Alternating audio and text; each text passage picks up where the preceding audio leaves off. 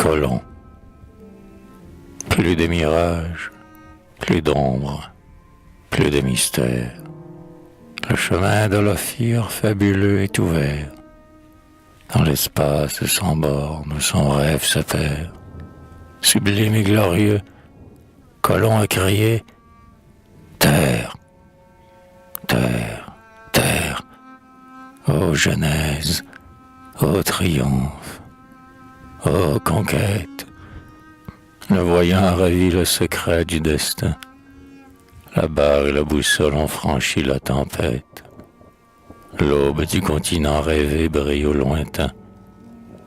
Terre, des profondeurs d'une mer sans rivage, sous l'azur radieux d'un ciel illimité, dans l'éclat virginal de sa prime beauté, fraîche et verte, surgit l'Amérique sauvage. L'astre qu'Herschel découvre au fond de la nuit morne ne répand jusque nous qu'une morte clarté. Qu'est-il près du vivant hémisphère sans borne? Le monde de Colomb est un monde habité. Terre, terre, sortant des bois et des savanes, l'homme rouge se dresse effarouché, béant. Place aux mystérieux rôdeurs de l'océan. Place aux peaux blanches.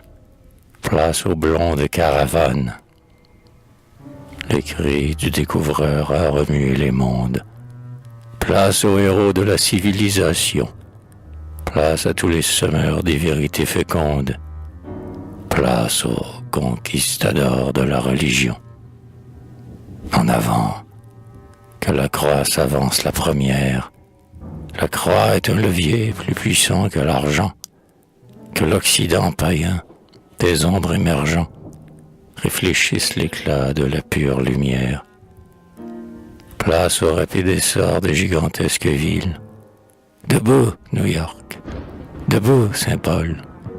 Debout, Boston. À l'œuvre, créateur des libertés civiles. Gloire aux hardis rivaux de George Washington. Progrès immense, ouvrant sa grande aile étoilée au tourbillonnement d'un souffle sans pareil.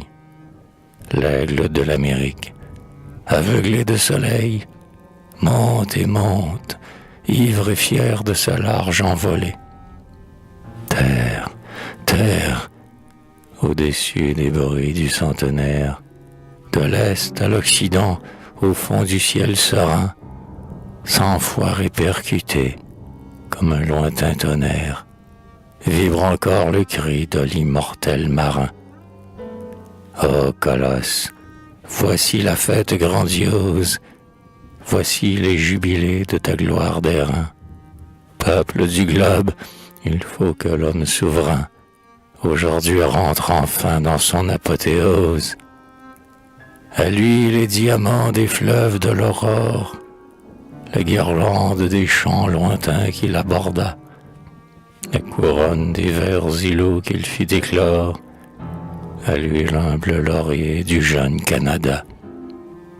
À lui la palme d'or que Jéhovah décerne, la palme du témoin qu'on a pu démentir, la palme du voyant, la palme du martyr, à lui l'ovation de l'univers moderne. Au front des pics neigeux, sur la crête des côtes, sur les détroits du sud et du septentrion, sur les rocs surplombants des pointes les plus hautes, qu'on fasse flamboyer l'illumination.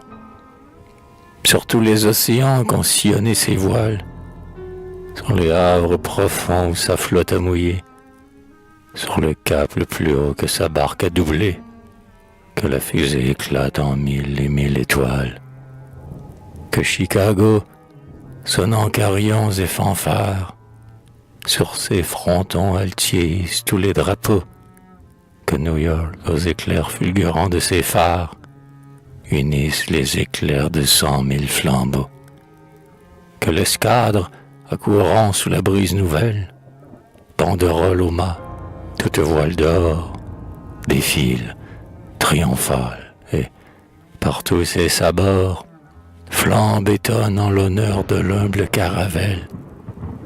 Hosanna, couronné d'un arc-en-ciel de gloire, sur les flots apparaît colon ressuscité. Terre, terre, au grand cri du géant de l'histoire, des millions de voix répondent. Liberté,